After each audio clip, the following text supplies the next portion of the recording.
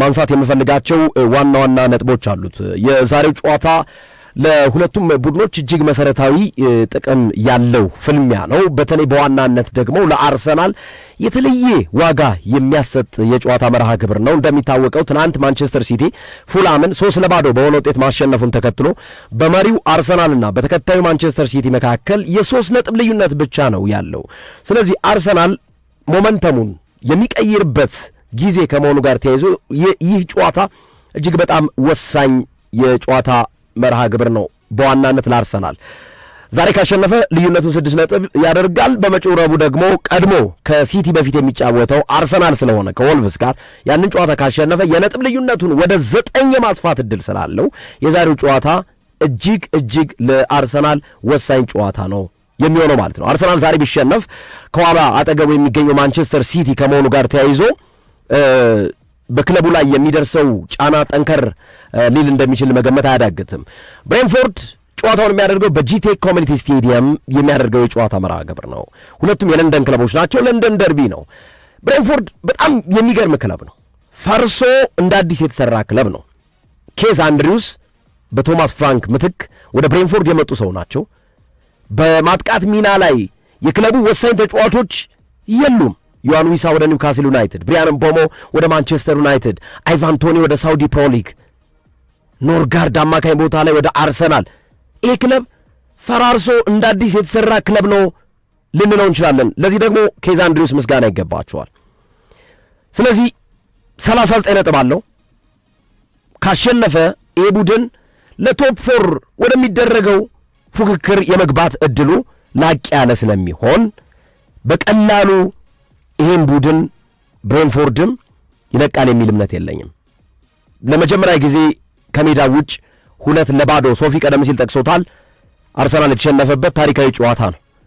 ከዛ በኋላ ግን ተከታታይ ድሎችን አርሰናል ነው ማስመዝገብ የቻለ። የበላይነትንም ብሬንፎርድ ላይ መውሰድ የቻለው አርሰናል ነው። ብሬንፎርድ ቀስ እያለ የመጣ 39 ነጥብ ያለው የዛሬውን ጨዋታ ካሸነፈ 42 ነጥብ ይዞ ከሊቨርፑል ጋር እኩል የሚሆንበትና ከቶፕ 4 የ3 ነጥብ ልዩነት ብቻ የሚቀመጥበት ከመሆኑ ጋር ተያይዞ ወደ አውሮፓ መድረክ የሚንደረደሩበት ውጤት ስለሆነ በቀላሉ ይለቃሉ ብዬ አላስብም። ብሬንፎርዶችም ማለት ነው፣ ንቦቹ ማለት ነው። የዛሬ ምሽቱ ጨዋታ ምን አይነት ይዘት ይኖረዋል? ዋና ዋና ነጥቦችን ብቻ ልዳስ፣ ዝርዝር ጉዳዮች ቀደም ሲል ስለተነሱ ማለት ነው። የዛሬ ምሽቱ ጨዋታ ፖሴሽን ቨርስስ ዳይሬክት ፉትቦል ነው የሚደረገው። ፖሴሽን አርሰናል ኳስ ይቆጣጠራል። አርሰናል ይታወቃል። አርሰናል የፖሴሽን ቡድን ነው። ብሬንፎርድስ ምን አይነት ቡድን ነው? ዳይሬክት ፉትቦል ነው የሚጫወተው። ዳይሬክት ፕሌይ ነው የሚጫወተው። ዳይሬክት ፉትቦል ማለት አድማጮች ምን ማለት ነው የሚል ጥያቄ ሊያነሱ ይችላሉ። ዳይሬክት ፉትቦል የሚባለው በሎንግ ቦል ወይም በካውንተር አታክ ወይም ደግሞ በትንሽ የኳስ ቅብብል ከራስ ጠርዝ ተነስቶ ወይም ከግብ ጠባቂው አካባቢ ተነስቶ ተቃራኒ ሳጥን ውስጥ መግባት ማለት ነው። ዳይሬክት ፉትቦል ቀጥታ አጭር ንክኪ ነው ወይ ሎንግ ረዥም ኳስ ነው ወይ መልሶ ማጥቃት ነው። የብሬንፎርድ አጫወት ይሄ ነው። ዳይሬክት ፉትቦል ነው የሚጫወተው። ስለዚህ ፖሴሽን ቨርስስ ዳይሬክት ፉትቦል የሚደረግ የጨዋታ መርሃ ግብር ነው የምንለው ለዚህ ነው። የሁለቱ ቡድኖችን አጫወት መሰረት በማድረግ ነው። አርሰናል ኳስ ይቆጣጠራል፣ ምንም ጥያቄ የለውም። ይለቁላታል። ኳስ ይቆጣጠራል። እነሱም አይፈልጉም። እነሱ ዳይሬክት ፉትቦል ነው የሚጫወቱት ወይ ካውንተር አታክ ነው የሚጫወቱት። ይሄ አጫወት ዘይቤያቸው ከሆነ ከዛሬ ምሽቱ ጨዋታ ጋር በተገናኘ ሚድፊልድ ላይ ወይም ደግሞ የመሃል ሜዳ የጨዋታ መርሃ ግብር ጋር በተገናኘ አድማጮቻችን የሚደረገው ፍጥጫ ዋጋ አለው። በዛሬ ምሽት ጨዋታ ላይ ሚድፊልዱን የሚቆጣጠረው ቡድን የበለጠ ብልጫ ይወስዳል። ዴክላን ራይስ ሪትሙን የሚቆጣጠር ተጫዋች ነው።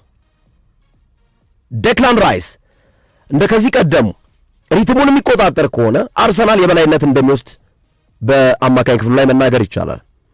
ብሬንፎርድ ምን አይነት ጨዋታ ነው የሚጫወተው? ሰከንድ ቦል ነው የሚጫወተው።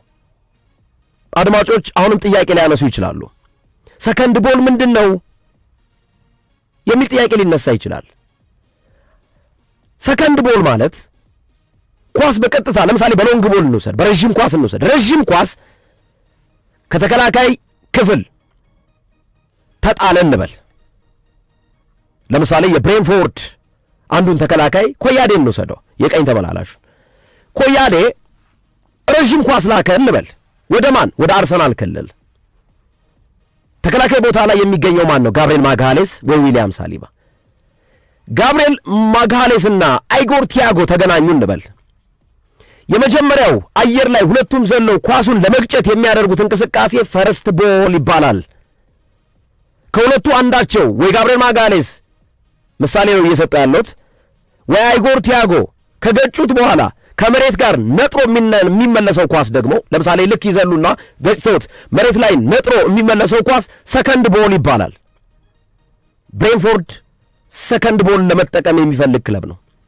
ልክ ሎንግ ቦል ልኮ ኳሱ በአርሰናል ወይም በራሱ ተጫዋቾች ተገጭቶ ተመልሶ መሬት ላይ በሚወርድበት ሰዓት ላይ ሰከንድ ቦሉን ይቆጣጠሩና በካውንተር አታክ ሄደው ወይም በመልሶ ማጥቃት እንቅስቃሴ አድርገው ጎል የማስቆጠር ክህሎት አላቸው። ስለዚህ አርሰናል ይህንን የብሬንፎርድን ሰከንድ ቦል ወይም ሁለተኛ ኳስ በቀጥታ ተልኮ ተገጭቶ መሬት ነጥሮ የሚመለሰውን ኳስ የሚቆጣጠር ከሆነ ሚድፊልዱን የበላይነት የመውሰድ ዕድል ስላለው የተሻለ አድቫንቴጅ አርሰናል ይኖረዋል ማለት እንችላለን። ሌላው የዛሬው ጨዋታ የዊድዝ ለጥጦ የመጫወት መርሃ ግብር ላይ አርሰናል ያው ዛሬ ቡካዮ ሳካን አያገኝም። ትሮሳርድንም አጠራጣሪ ነው። ባይዘዌ አብሮ ተጉዟል፣ ግን አጠራጣሪ ነው። ስለዚህ እንዲሁም ትሮሳርድ የሚገባ ይመስለኛል። ሳካ ነው የማይገባ፣ ትሮሳርድ የሚገባ ክራምፕ ነው እሱ። አዎ አይ እንደ ምሳሌ እንውሰደውና ለምሳሌ እንደው አይኖሩም እንበልና ሁለቱን በእነሱ ቦታ ማርቲኔሊና ማድዌኬን እንውሰዳቸው።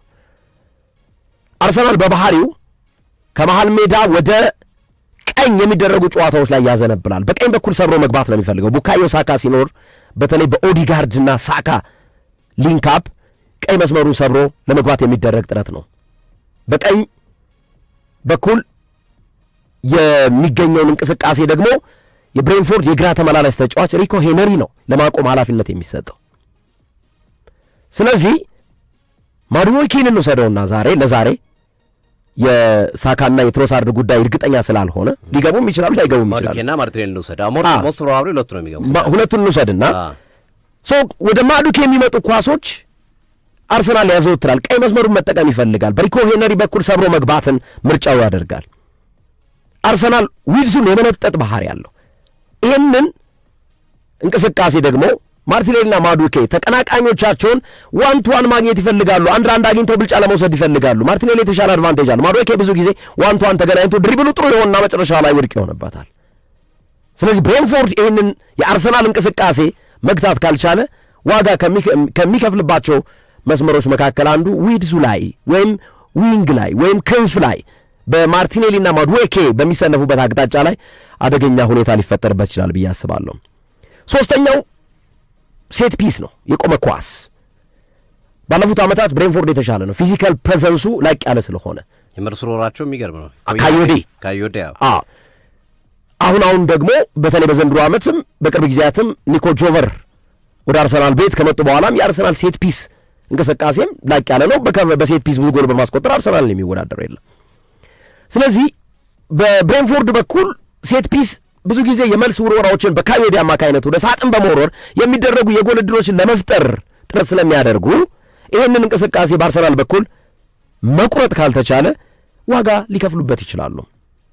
ስለዚህ አርሰናል በዚህ ረገድ ልክ ብሬንፎርዶች ሴት ፒስ በሚያገኙበት ሰዓት ላይ ከማዕዘን የሚመታ ኳስ ሊሆን ይችላል፣ ግን ብዙ ጊዜ ብሬንፎርድ የመልስ ውርወራዎችን ነው የሚጠቀሙ።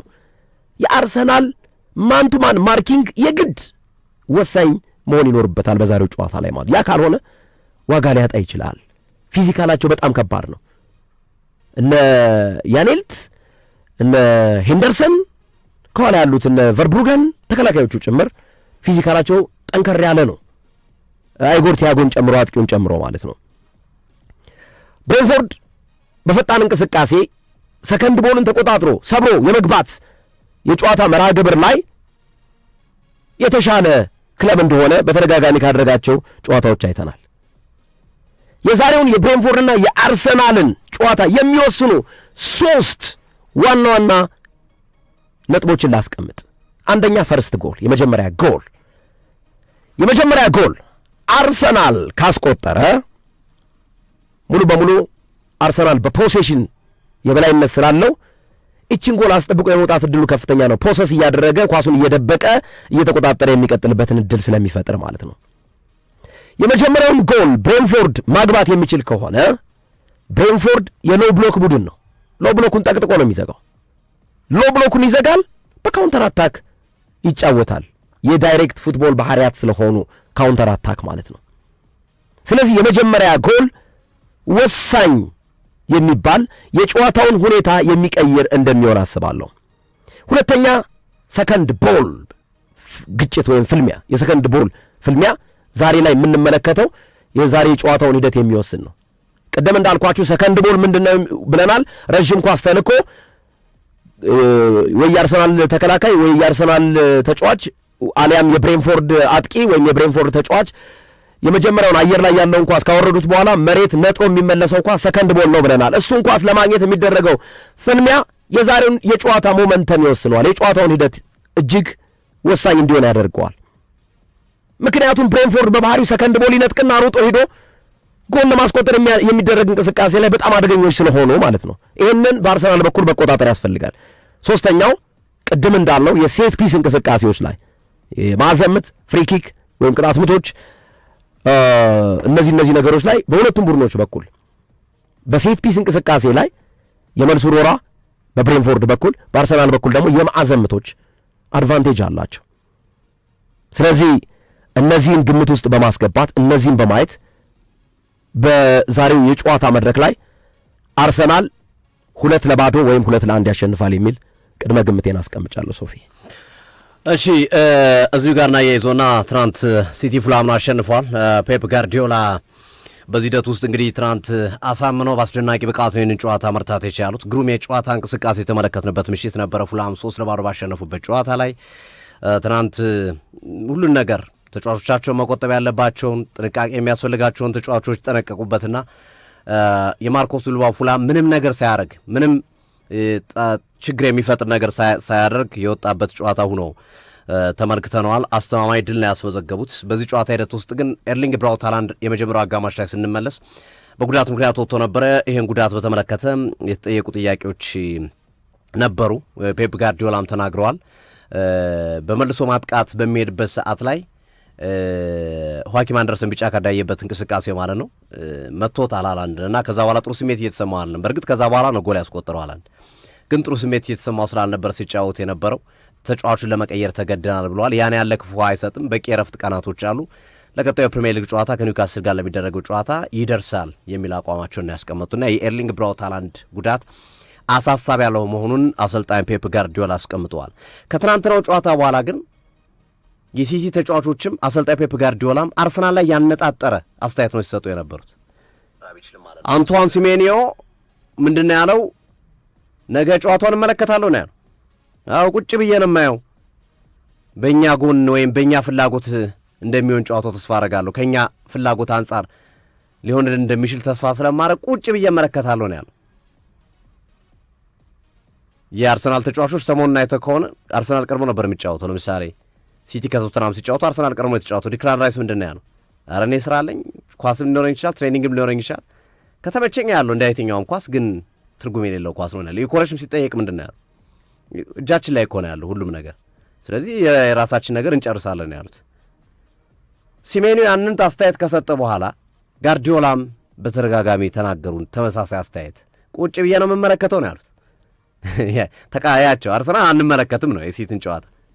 በተቃራኒው የሲቲ አሰልጣኝም ተጫዋችም ሲሜኒዮም ተመሳሳይ ሀሳብ ነው የሰጡት። ቁጭ ብዬ ነው የምመለከተው አሉና ቅን የሚመስል ንግግር ነው የተናገሩት። እዛው ላይ ጨመር አድርጎ ማለት ነው። ያው በደንብ እኮ እንተዋወቃለን እርስ በርስ ማን እኮ ማን ምን እንደሆነ እኮ በደንብ እንተዋወቃለን ነው ያሉት። ስለምን እንደሆነም አልነገሩም፣ ግን በደንብ እንተዋወቃለን፣ ግን ቁጭ ብዬ ያለው የሚል አስተያየቶች ሰጥቷል። ይሄ በደንብ እንተዋወቃለን የሚለው ሀሳብ ከምን ጋር ተረጎሙት? አንዳንድ መገናኛ ብዙሃኖች አይ በደንብ እንተዋወቃለን ማለት ከኋላ ተነስተን ዋንጫ ስንወስድባቸው ያውቁናል። እነ የኮረሽ እነ ራይስ የሚሰጡት አስተያየት ዝም ብለው በቃ ራሳቸውን ለመሸወር እንጂ ጫና እንደምንፈጥርባቸው ያውቃሉ የሚል ሰጥተውታል። ሁለተኛው ደግሞ በደንብ እንተዋወቃለን የሚለው ሳቤ እነሱም እኛን ይመለከታሉ፣ እኛን ከመመልከት አልፈው የእኛን ፈርተው የሚቀመጡ ናቸው የሚል ሳይኮሎጂካል ተጽዕኖ ያለው ሀሳብ የመስጠት ጉዳይ እንደሆነ እየተነገረን ያለውና በሁለት መንገድ እያዩት ነው አንዳንድ መገናኛ ብዙሃኖች። ምን ነው ሲቲ በዚህ ደረጃ ጋርዲዮላ የሌለባቸውን ባህሪ አርሰናል ላይ በደንብ አነጣጠሩ። የሚሰጧቸው አስተያየቶች ሁሉ አርሰናል ላይ ያተኮሩ ናቸው። የሚናገሯቸው ነገሮች ሁሉ አርሰናል ላይ ያተኮሩ ናቸው። ለምሳሌ ባለፈው የሊቨርፑልን ድል ካደረጉ በኋላ አንድ ድል ብቻ ነው የምፈልገው፣ ከአርሰናል አንገት ስር ብቻ መተንፈስ ነው የምፈልገው፣ ከዛ በኋላ የሆነ ሰዓት ላይ ከተኙልኝ አመልጣቸዋለሁ የሚል አስተያየት ሲሰጡ እንደነበረ ይታወሳል ባለፈውም። እና ጋርዲዮላ እንዲህ አይነት አስተያየት አይሰጡም። ብዙ ጊዜ አድርገው ነው የሚያሳዩት። አውርተው ሳይሆን አድርገው የሚያሳዩ አይነት አሰልጣኝ ናቸው። እና አንዳንዶች የፍራቻ ነው ወይ የጭንቀት ነው ወይ አርሰናል እንደማይደርሱበት ተረድተዋል ወይ የሚሉ ሀሳቦች እንዲሰጡ ያደርጓቸዋል። ሌሎች ደግሞ አየለም እንዲህ አይነት ሳይኮሎጂካል ተጽዕኖ የሚፈጥሩት ዋነኛው ነገር ከዚህ በፊትም ከአርሰናል ዋንጫ ስለወሰዱ አርሰናል እየመራ ስለደረሱበት ያንን የስነ ልቦና አድቫንቴጅ ለመጠቀም እያደረጉት ያለው ጥረት ነው በሚል ሀሳባቸውን እያስቀመጡ የሚገኙበትን ሂደት እንመለከታለን። እና ሲቲ ትናንት ፈርስት ሃፍ ላይ ሃላንድን ቀይሮ ማስወጣቱ ጥያቄ የሚያስነሳ ነበረ። ምን ሆነ ሃላንድ የሚል ጥያቄ እንዲነሳ ያደረገ ነበረ። ጋርዲዮላ ግን በጋዜጣዊ መግለጫቸው ቀለል አድርገው ለቀጣይ ጨዋታ ይደርሳል ረፍት ከመስጠት አኳያ እና መጠነኛ ንክኪ ስለነበረው ነው የሚል ሀሳባቸውን ያስቀመጡበት ሂደት አለ። ከዋንጫው ፉክክር አንጻር ሲቲ አሁን እያገገሙ ያሉት ተጫዋቾች ጠቃሚ እንደሆኑ እየተመለከትናቸው ነው። ግርምዬ ትናንት በነበረው ጨዋታ ላይ ማቲያስ ኑኔዝ በቀይ መስመር ደከም ሲልባቸው ኩሳኖቭን ያስገቡት ጋርዲዮላ እና ኩሳኖቭን አስገብተው እንዲሁም ከጨዋታው በኋላ ምንድን ነው ያሉት? ፕራይም ካይሎከርን የመሰለኝ ኩሳኖቭ ቀይ መስመር ላይ ሲጫወት ካይሎከር አለ አይደል? የካይሎከር አጫወት መንገድ ፕራይሙ ጭራሽ ነው ያደረጉት። በጣም ምርጡን ካይሎከርን ነው የተመለከቱት ኩሳኖቭ ተቀይሮ ከገባ በኋላ በሚል ሀሳባቸውን ያስቀመጡበት ሂደት አለ። የሮቢን ዲያስ መምጣት ከገይ ጋር የፈጠረው ጥምረት ከአንዳንድ ክሊንሺት ይዘው እንዲወጡ አድርጓቸዋል። ትናንት ክሊንሺት ይዘው ወጥተዋል። ጎል ሲያስተናግድ የነበረ ቡድን በነ ኩሳኖቭ በነ አላይን ደካማ የነበረው ቡድን ድንገት የተከላካይ መስመሩ ጠንከር ብሎለታል። ጆን ስቶንስ ተጨምሯል። አሁን ጋርዲዮላ ባለፉት ዓመታት ሲጠቀሙበት የነበረውን ያጫወት መንገድ መጠቀም ይችላሉ። ከኋላ ጠንካራ ተከላካይ ያላቸው ሮቢን ዲያስና ገይ ያሉ ከእነሱ ፊት የፔፕ ጋርዲዮላው ምርጡ ቡድን ጆን ስቶንስና ሮድሪን ነበር ሲያጫወት የነበረ። ሮድሪ ዓመት ከመጎዳቱ በፊት ጆን ስቶንስ ወጣ ገባ ከማለቱ በፊት እንዲህ አይነት አጫወት ነበር የሚጠቀሙት። አሁን ወደ ቀደመው ወደ ራሳቸው ወደሚፈልጉት ማንነት ለመመለስ መንደርድሪያ ነው የጆን ስቶንስ ከጉዳት መመለስ የሚሉ ሀሳቦች እየተሰጡ ነው ያሉት። ትናንት በእርግጥ አልተሰለፈም፣ ግን ተቀያሪ ወንበር ላይ ተቀምጦላቸዋል። በተመሳሳይ ፊቱ መስመሩ ላይ ዶኩና ሳቪኒዮ ለቀጣዩ ለኒውካስሉ ጨዋታ ኢታራ ለሚደረገው ጨዋታ እንደሚመለሱ መረጃ ምንጮች እየጠቆሙ ነው ያሉት እና ቡድናቸው እየተጠናከረ ነው፣ ጥሩ እየመጣ ነው ያለው። በእርግጥ ከፊታቸው ካራባው ካፕ፣ ሊግ ካፕ፣ ኤፍኤ ካፕ፣ ሻምፒዮንስ ሊግ ጨዋታዎች አሉ። ጨዋታዎች እየበዙ ወይም የጨዋታዎች መጠን እና ተሳትፏቸው ይላቅ እያለ ይመጣል። ግን ቢሆንም ግን ጉዳት ረጅም ጊዜ የነበሩ ተጫዋቾች መመለሳቸው አንዱ ለጋርዲዮላ ቡድን በዚህ ዋንጫ ፉክክር ላይ አድቫንቴጅ ሊሰጠው ይችላል ተብሎ የሚጠበቅ ነው የሚሆነውና የአርሰናልና የሲቲ ፉክክር ከፍ እያለ ሊመጣ ይችላል። ከዚህ አንጻር የሲቲ ተጫዋቾች ማገገም፣ የሚፈልጓቸው ተጫዋቾች መምጣት፣ አሁን የፊትነስ ጉዳይ ጥያቄ ላስነሳ ይችላል። ጆን ስቶንስ በትንሹ አንድ ወር ምናምን ይፈልጋል ወደ ፕራይም ጆን ስቶንስ ለመምጣት። ግን ወደ ቀደመ ነገራቸው ከመጡ ኮንሲስተንትሊ ማሸነፍ የሚችል ቡድን ይሆናል ሲቲ። በወጥነት እንዳሁኑ አይነት መንገጫገጩ የሚተው ይሆናል የተጎዱት ተጫዋቾች ከተመለሱ። አርሰናልም ሪትሙን ማስቀጠል የሚችል ከሆነ አሁንም የዋንጫ ፉክክር እስከ መጨረሻዎቹ ሳምንታቶች ድረስ ሊያስቀጥል የሚችል እንደሆነ መናገር ይቻላል። የሲቲ ተጫዋቾች ማገገም፣ የሃላንድ ወደ ጎል አግቢነት መምጣትና መሰል ነገሮች ውስጥም ፖዘቲቭ ነገሮች አሉ። ሲቲ ቤት ውስጥ ብዙ ፖዘቲቭ ነገሮች እየተመለከትን ያለበት ሂደት ነው ያለው ነውና የዋንጫ ፉክክር ከዚህም በላይ ሊጦዝ ይችላል። የ6 ነጥብ ልዩነት ወደ 3 ሊጠብ ይችላል። ዊዶን ነው ግን ቀጣዮቹ ሳምንታት በጣም ወሳኞች ናቸው ብዬ አስባለሁ። አንድ ስሊፕ የሚያደርግ አንድ ቡድን ከተንሸራተተ አርሰናል የሚሆን ሲቲ አንድ እድል ነው ያላችሁ። የተንሸራተተው ያበቃለታል። አርሰናል አንድ እድል ከሰጣቸው ጋርዲዮላ አጠገቡ ነው ያሉት፣ ይደርሱበታል። በተመሳሳይ ሲቲ አንድ እድል ካባከነ፣ አቻ ከወጣ፣ ከተሸነፈ ለአርሰናል ሰርግና ምላሽ ነው የሚሆነው። ስለዚህ ይህንን አንድ እድል ሁለቱም ላለመጣት ኮንሲስተንትሊ የያዙትን ብቃት ማሳየት ይኖርባቸዋል። በወጥነት መጫወት ይኖርባቸዋል። እያንዳንዱን ጨዋታ ማሸነፍ ይጠበቅባቸዋል። ይሄ ለሊጉ ትልቅ ድምቀት የሚሰጥ ይመስለኛል። ግርምዬ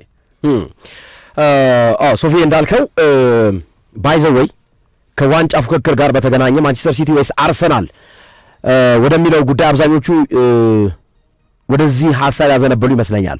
የሁለት ፈረሶች ፉክክር ላይ የመጣበት ሂደት ብቻ እንደሆነ መናገር ይቻላል። አስቶን ቪላ ቀስ በቀስ እያፈገፈገ መጥቷል። ኦፍኮርስ ትናንት አሸንፏል። ከመሪው አርሰናል ጋር የ6 ነጥብ ልዩነት እንዳለው ይታወቃል። ዛሬ ካሸነፈ ተመልሶ 9 ነጥብ ይሆናል። ነገር ግን በማንቸስተር ሲቲ እና በአርሰናል መካከል ያለው ፉክክር ነው አሁን በርካቶች የዘንድሮ የእንግሊዝ ፕሪሚየር ሊግ ዋንጫ የማን ነው የሚለውን እጣ ፈንታ ለመወሰን መነጋገሪያ ያደረጉት ማለት ነው። የዛሬ ምሽቱ ጨዋታ ብዙ ነገሮችን ያሳየናል ብዬ አስባለሁ። አርሰናል ብሬንፎርድ ማለት ነው። ይህንን ያልኩበት ምክንያት ምንድን ነው? ቅደም ስለ ዛሬው ጨዋታ ስናነሳ አርሰናል ይህንን ጨዋታ ካሸነፈ፣ የዛሬ ምሽቱን የጨዋታ መርሃ ግብር ካሸነፈ ከተከታዩ ማንቸስተር ሲቲ ጋር የ6 ነጥብ ልዩነት መኖሩ ብቻ ሳይሆን የፊታችን ረቡዕ ከማንቸስተር ሲቲ በፊት ቀድሞ ተጨማሪ ኤክስትራ ጨዋታ የሚጫወተው አርሰናል ስለሆነና ከወልቭስ ጋር በሞሊኒው ስቴዲየም የሚደረግ መርሃ ግብር ጋር ተያይዞ የሚያሸንፍ ከሆነ ልዩነቱን 9 ነጥብ አስፍቶ ማንቸስተር ሲቲ ላይ ጫና ስለሚፈጥር አስቶን ቪላ ላይ 12 ነጥብ ማድረግ የሚችልበትን ሁኔታ የሚያሳካ ከሆነ ምንም ጥያቄ የለውም አርሰናል በነ ማንቸስተር ሲቲ ላይ ጫና ያሳድራል። ማንቸስተር ሲቲ ትናንት ፉላምን ማሸነፉ ስለ ዛሬው ጨዋታ አብዛኞቹ እንዲነጋገሩ አድርጓቸዋል። ምንም ጥያቄ የለውም። ትናንት 3 ነጥብ ይዞ መውጣቱ ልዩነቱን ወደ 3 ነጥብ ማጥበቡ ማለት ነው። በአንድ ወቅት እኮ 2021 ወይም 2022 እንደዚህ አካባቢ መሰለኝ ዓመተ ምሕረቱን ካልተሳሳትኩኝ አርሰናል እኮ ሶፊ አንድ ቀሪ ጨዋታ በተጨማሪነት ተጫውቶ ከተከታዩ ማንቸስተር ሲቲ ጋር የ8 ነጥብ ልዩነት ነበረው እኮ የ8 ነጥብ ልዩነት ማለት ነው። ከዛ ተስተካካዩን ጨዋታ ሲቲ ሲያሸንፍ የ6 ነጥብ ልዩነት ሆነ። አርሰናል አንድ ጨዋታ ሲጥል የ3 ነጥብ ልዩነት ሆነ። ገልብጦ ሲቲ ዋንጫ የወሰደበት ዓመት ማለት ነው። ይሄ ብዙዎቹ ሊያስታውሱት ይችላሉ። 23ኛው ሳምንት ላይ የ2 ነጥብ ልዩነት ነበራቸው ሲቲና አርሰናል። 29ኛው ሳምንት ላይ ግን የ8 ነጥብ ልዩነት ተፈጠረ በዛን ወቅት ማለት ነው። እንደዛ አይነት ሁኔታ እንዳይፈጠርበት አርሰናል የዛሬ ምሽቱን ጨዋታ ሲያሸንፍ ጫናው ማን ላይ ነው የሚያድረው? ሲቲ ላይ። ሲቲ ስለ ቀጣዩ ጨዋታ ነው የሚያስበው ማለት ነው። ልክ ነው። ሲቲ ደግሞ ቀጣዩ ጨዋታ ከኒውካስል ጋር ነው። ኦፍኮርስ ኢታር ስቴዲየም ነው፣ ምንም ጥያቄ የለውም። ኢታር ነው ግን ከኒውካስል ጋር። ኒውካስልን የምትጨብጠው ቡድን አይደለም። ያሸንፋል ስትለው ሲሸነፍ የሚታይባቸው ክስተቶችን አይተናል። አይ በቃ ይሸነፋል ብለህ ስታስብ ደግሞ ተጋጣሚውን እስከ መጨረሻ ወጥሮ ይዞ የሚዘልቅበትን ሂደት የሚያሳይ ክለብ ነው።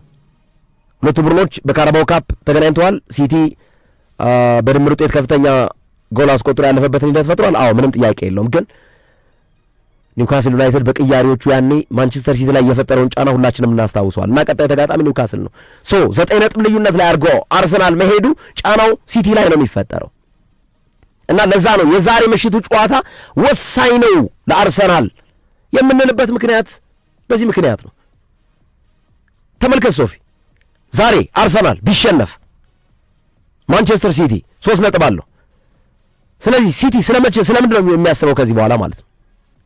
የሮቡን ጨዋታ የመልሱን ጨዋታ ነው የሚያስበው። አርሰናልን በሜዳ ያገኘዋለሁ፣ ኢታር ላይ ያገኘዋለሁ እያለ ካልኩሌሽን እንዲሰራ ለማንቸስተር ሲቲ እድልን ይፈጥራል። አርሰናል ዛሬ ግን ካሸነፈ ከሲቲ ከራሱ እድልን የመወሰን ከእጁ የሚያፈተልክበት ሁኔታ ይፈጠርበታል ማለት ነው። ኦልሞስት ያመልጠዋል፣ ከባድ ይሆንበታል፣ ከእጁ ያመልጠዋል። ምክንያቱም በሌላ ክለብ ላይ ዲፔንድ ይሆናል ማለት ሌላ ክለብ እከሌ ባሸነፈልኝ እያለ ወደ መቋጠሩ ይገባል ማለት ነው። አዎ እርዳታ። አሁን ቀጣይ ካልኩሌሽን ነው የምትሰራው። ዛሬ አርሰናል ካሸነፈ ሲቲ ስለምንድን ነው የሚያስበው? ቀጣይ ጨዋታውን ቶተናም ቢያሸንፍልኝ እኮ እያልክ ነው የምትሰራው። በነገራችን ላይ ነገር ግን ዛሬ ከተሸነፈ ሲቲ ስለምንድን ነው የሚያስበው? ስለ ሞሊኒው ስቴዲየም አያስብም። ኤክስትራ ጨዋታ እሱም ይጫወታል። ዴፊኒትሊ። ስለዚህ የሚያስበው ስለ ኢታዱ ስለ መልሱ ጨዋታ ነው ለማለት ያክል ነው። ሶፊ ትክክል ነው ግርምዬ። በነገራችን ላይ አርሰናል ብሬንፎርድን ካሸነፈ ከዛ ቶተናም ካሸነፈ የአርሰናል ጨዋታዎች ፊክስቸሮች በአብዛኞቹ ቀላል ናቸው። አንድ ጨዋታ ብቻ ብራይተን አወይ ይወጣል። ሌሎቹ ለንደን ላይ ነው የሚከናወኑት። አብዛኞቹ ሜዳው ላይ ነው። ይሁን ከቼልሲ ጋር ሲቲ አሁን ከቼልሲ ጋር አወያለሁ። አርሰናል ከቼልሲ ጋር በሜዳው ነው የሚጫወቱ። አድቫንቴጅ ሞር ወደ አርሰናል ይመጣል። ግን እነዚህ ሁለት ጨዋታዎች ወሳኝ ናቸው። በተለይ የዛሬው ብሬንፎርድና የቶተናም ጨዋታ እንኳን እኔ ወሳኝ ነው ብዬ አላምን። ቶተናም አርሰናል ቶተናም በጣም ቀላል ነው። ምክንያቱም የጉዳቶቹ ዜና ቅድም እንደጠቀስኩት መግቢያ ላይ እንዳነሳሁት እሱን አነሳለሁ። የዛሬዋ ጨዋታ ወሳኝ ናት በጣም እንዳልከው ግርምሹ። እሱ ለማለት ነው። በነገራችን ላይ ሶፊ ያው እንደ ሙድ ነው፣ እግር ኳስ እንደ ሙድ ነው። ምን እንደሚፈጠር አታውቀው። ኦፍኮርስ እሱማ አታውቀው ቅድመ ኳልኩሌሽን ላይ ዝም ብለህ ቅድመ ግምት ላይ ቅድመ ሂሳባዊ ስሌት ላይ ስትገባ አይ ቶተናም በቃ በቀደም አንስቼዋለሁ። ይሄ ፊክስቸር ይሸውዳል። ትንንሽ ጨዋታ ነው ያለኝ ከሌ ትልልቅ ጨዋታ ነው ያለው አይሰራም እንግሊዝ ውስጥ። እሱን ደግሞ ትልቁ ማስተማሪያ የሚሆነው 20ኛ ደረጃ ላይ የተቀመጠው ወልቭስና አርሰናል ኤምሬትስ ላይ የነበራቸውን ጨዋታ ማስታወስ በቂ ነው።